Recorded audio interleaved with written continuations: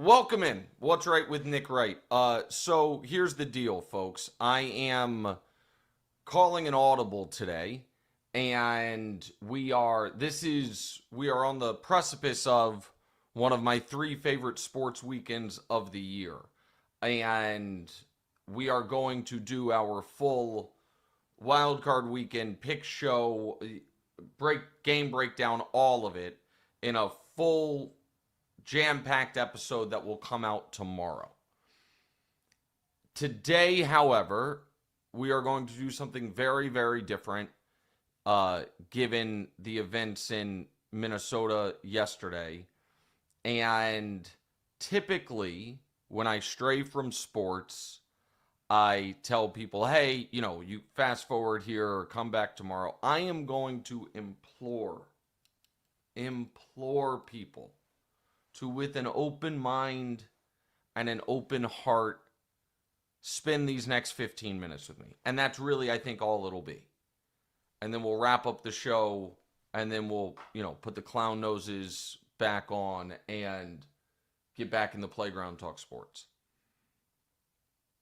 But if I have earned even the smallest sliver of your trust or respect over the, I don't know how long you guys have been with me as an audience, decade in the national spotlight, I really am asking you to spend these next 10, 15 minutes with me. And what I'm not going to do is argue with folks about what is shown on that video that at this point I assume everyone has seen, or at least has seen snippets of. And everyone who has watched that video knows what they see. And I just have to believe that deep down at their core, every single person who has even a shred of humanity or empathy left, every single person who is still a person that sees that video is horrified and sad, and for a lot of folks justifiably very, very angry. And I understand that some people have had their brain poisoned so deeply by their social media feeds or by their own tribalism or just by deep, pervasive hate for anyone they perceive to be on the other side, that they can't find the empathy, and they will go even further and attempt to justify or rationalize or maybe even cheer on what's shown in that video. But the video of Renee Nicole Good being shot 3 times at point blank range does speak for itself. So I'm actually not going to be talking about that. I'm not going to get in back and forths or discuss proper police procedures or if that was a good or a bad. I'm not doing that. I just want to ask one question. What are we okay with? That's it. What are we as Americans okay with? And when I said I'm going to ask you to trust me, just follow me down this road. Because we are, as Americans, we are collectively okay with the topic of the day, mass deportations. Just stay with me here. I believe in democracy. I try not to be a sore loser. And I'm also not a conspiracy theorist. And so I don't claim, this election was stolen, that election was not. Like, we had a presidential election. One party ran with mass deportations being a huge part of their platform, and they won. It didn't sneak up on us. It wasn't in the fine print. It was they had signs that said mass deportations now. There was an election, and the candidate and the party that supported that won. You cannot like it or like it. I cannot like it. But they won. And so we can't say we didn't see that coming. They told us it was coming. The country wanted it, and here we are. So we are okay with that. Collectively, the majority is. And anyone that put pencil to paper about the math of actually deporting millions and millions of people had to reckon with that if they were going to fulfill their campaign promise, it would be through brute force. And there would be unspeakable hardship on countless communities throughout the country. And we were okay with that. So if you are a proud American, which I am, you have to come to terms with that. So that is something that I know we're okay with, even if I hate it. But other things are happening that we need to have, that I feel like we haven't had the vigorous, true national debate about whether or not we are okay with. The debate has not happened, and it's taking place anyway. So, are we okay with the term domestic terrorist losing any meaning whatsoever? Are we okay with that? Because if that woman, if Renee Nicole Good can be classified as a domestic terrorist, then literally any of us can be. Any of us. And words have to matter. Because not only do they tether us to a shared reality, but they have real, words like domestic terrorist have real legal ramifications. There are protections, theoretically, that we all have as American citizens that become far shakier if we are designated as a terrorist, foreign or domestic. So I want to be on the record on this. I'm not okay with domestic terrorist simply being a catch-all term used to describe nearly anyone that the people currently in power dislike, or used to describe a protester, or used to describe a 37-year-old mother making a 4-point turn attempting to flee law enforcement.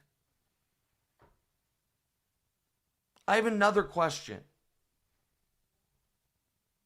Are we okay with giving masked, armed, often badgeless men, many of which have had far less training than your local police force, absolute power over us as American citizens anytime we run into them?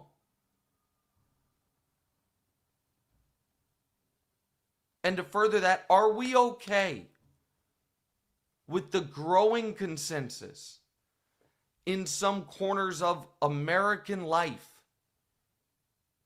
that the justifiable penalty for failing to comply with a law enforcement officer very likely may be lethal force?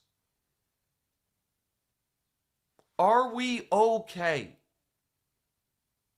that we are a country with a foundational principle of innocent until proven guilty, being entitled to a trial by a jury of your peers, not being detained without probable cause, and everything that historically has made America's system of jurisprudence the envy of the world.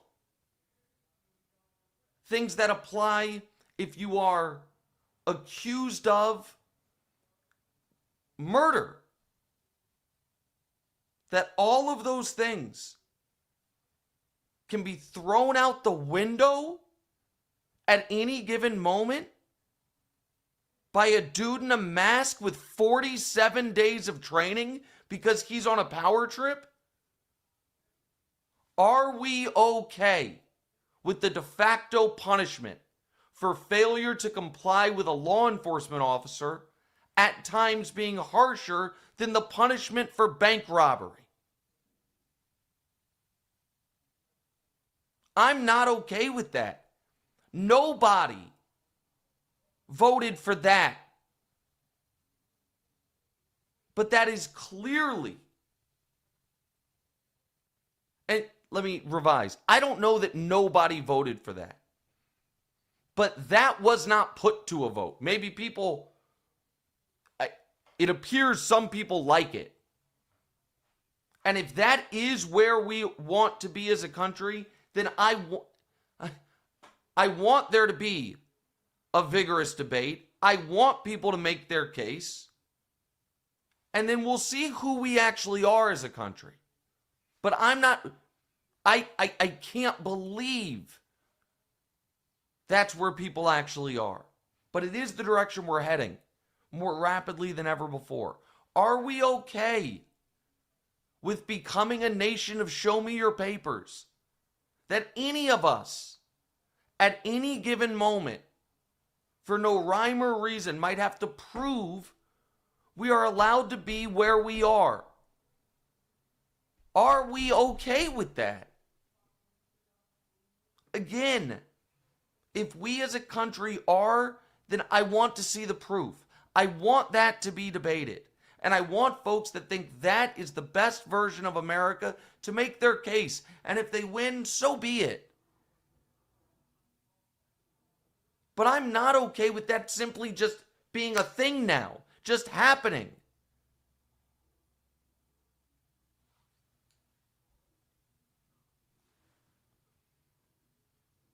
Are we okay that we have unleashed a band of masked, armed, anonymous men across this nation that appear to feel accountable to no one?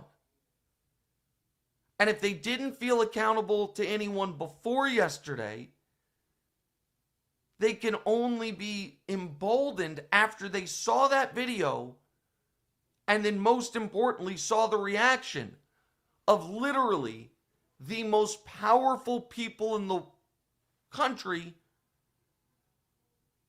exonerate the shooter and demonize the victim.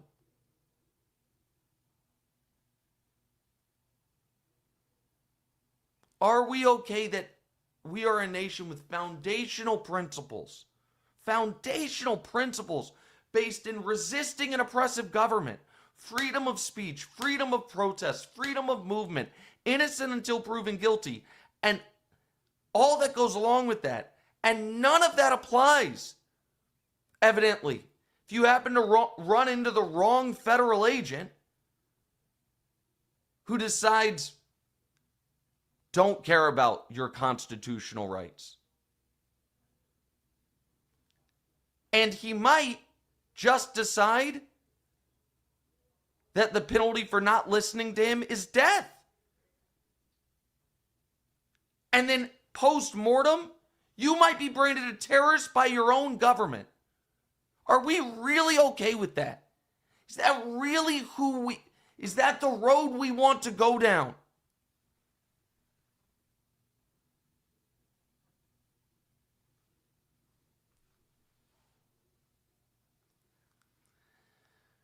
And lastly, and this is bigger than yesterday's tragedy, but yesterday's tragedy, and I feel terribly saying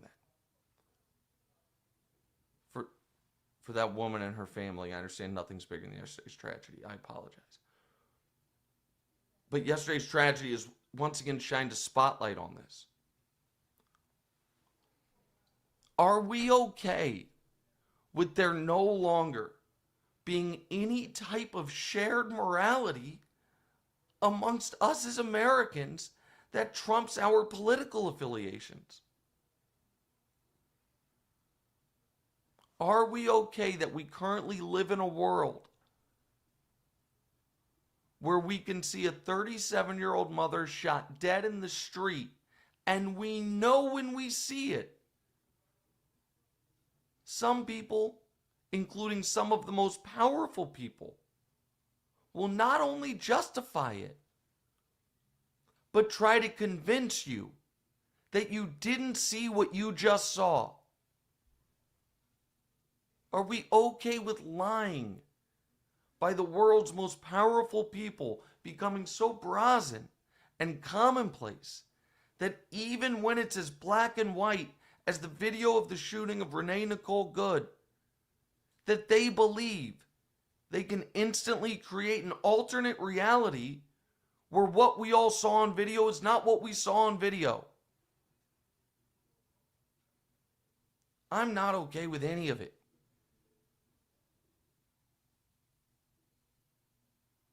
And deep down in your heart,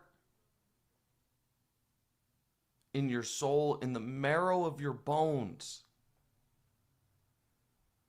I gotta believe